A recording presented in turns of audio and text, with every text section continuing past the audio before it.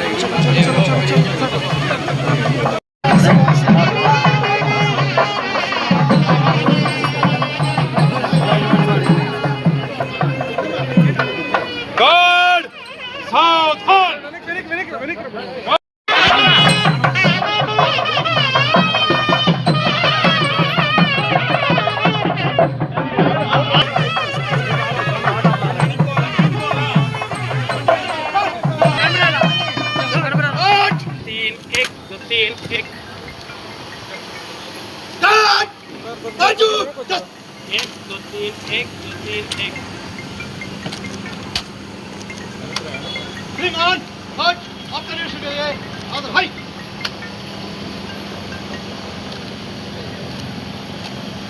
March, on, just take, 20 minutes on, mission, yeah.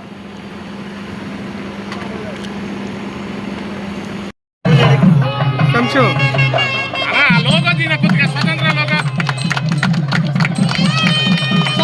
Sir. Madam.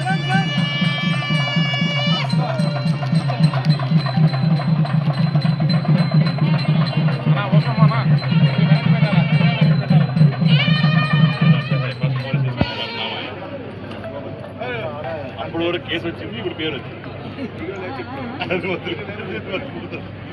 కాదు, ఇన్ని రోజుల స్టేషన్లో కేసులు ఉన్నాయి, ఇప్పుడు పేర్లు వచ్చింది.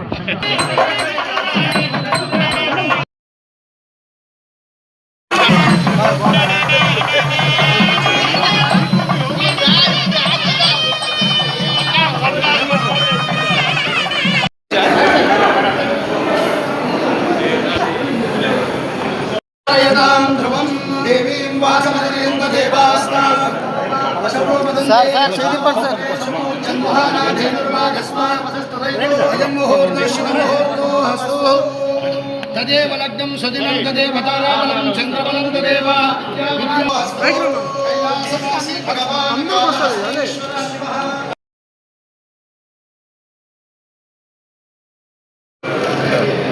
లేడీస్ దాదాపు 50 మంది బయట ఉన్నారు. Ladies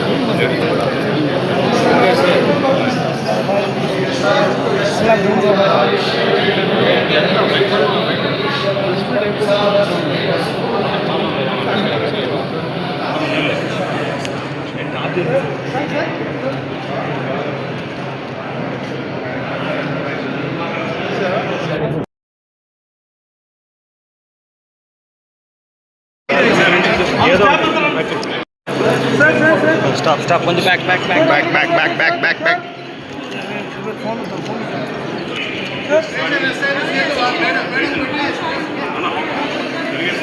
Sorry, boss. అసలు మనం వదిలేసరి మాట్లాడబ్బా.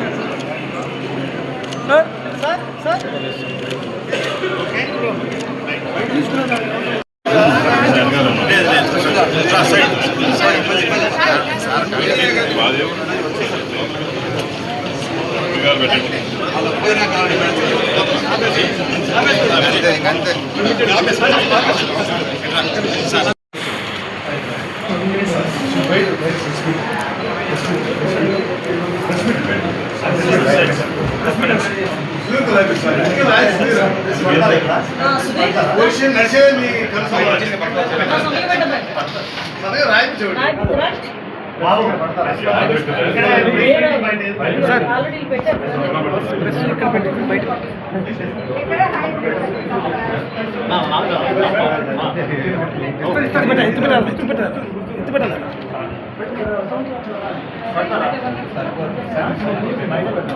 మొబైల్ డౌన్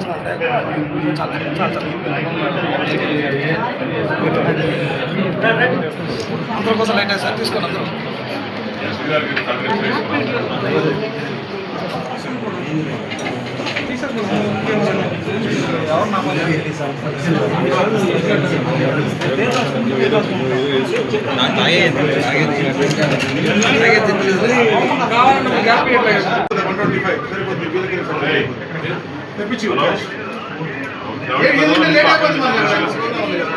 పోలీసు వాళ్ళు జరుగుతుంది కదా ఒకటే కదా నర్సీపట్నం అక్కడ చేసేది అలాగే 10,300 square feet madam. 10,300 square feet madam. 10,300 square feet వస్తుంది. 2.75 క్రోర్స్ వస్తుంది. ఈ పైన షీట్ కూడా గ్రీన్ కలర్ షీట్ వేసారా? అవును మేడం. ఫర్నిచర్ మీరు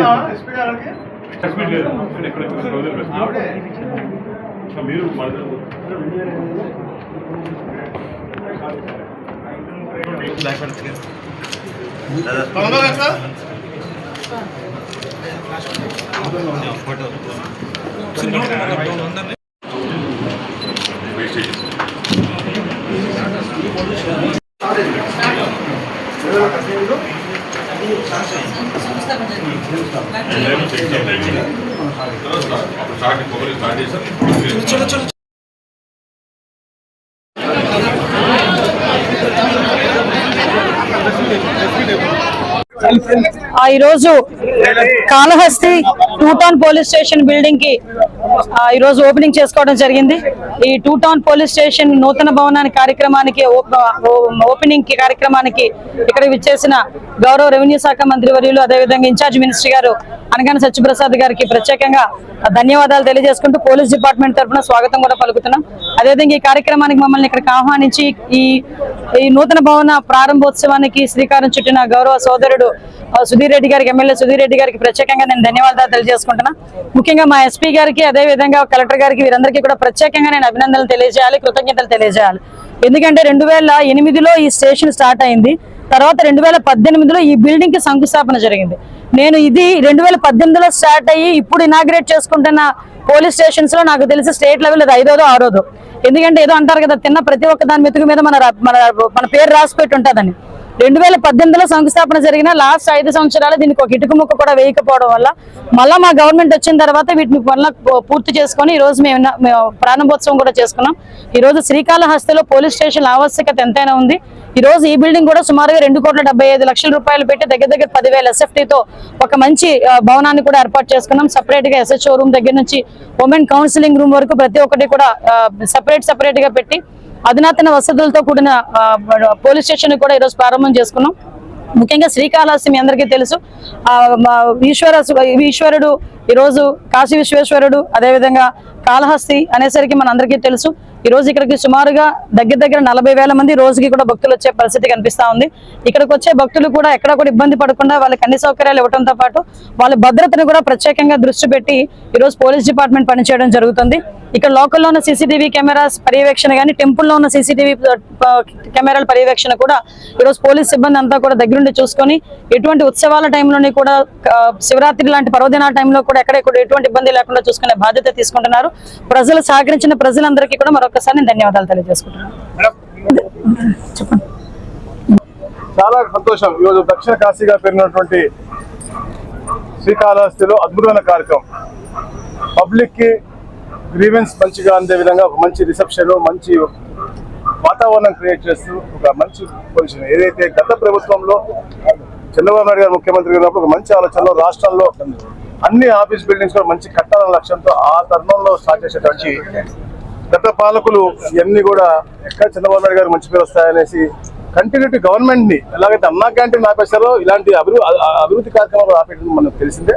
మరి ఈ రోజున స్థానిక శాసనసభ్యులు బొజ్జల సుధీర్ గారికి ఒక చొరవతో, అలాగే ఎస్పీ గారు వచ్చిన తర్వాత తిరుపతిలో ప్రతి ఒక్క బిల్డింగ్ కూడా అద్భుతంగా ఉండాలని చెప్పేసి 2 నెలల ముందు గౌరవ ముఖ్యమంత్రి గారి చేతి మీద డిపి ఓపెన్ చేయడం, మరి ఈరోజు స్వతహా మా హోంమంత్రి గారు డైనమిక్ గా రాష్ట్రం అంతటా కూడా లా అండ్ ఆర్డర్ ని పరిరక్షించుకుంటూ కాపాడుకుంటూ, అలాగే ఎలా అయితే గంజాయి డ్రగ్స్ అన్ని కూడా నియంత్రణలో కీలకంగా టీంతో ఉన్నారు అనిత గారు, వారు కలెక్టర్ గారు అందరూ కూడా ఒక మంచి కార్యక్రమం చేయడం జరిగింది. ముఖ్యంగా ఇక్కడ చెప్పినట్టుగా 40 నుంచి 50 వేల మంది మనకి పిలిపిన్స్ వస్తూ ఉన్నారు.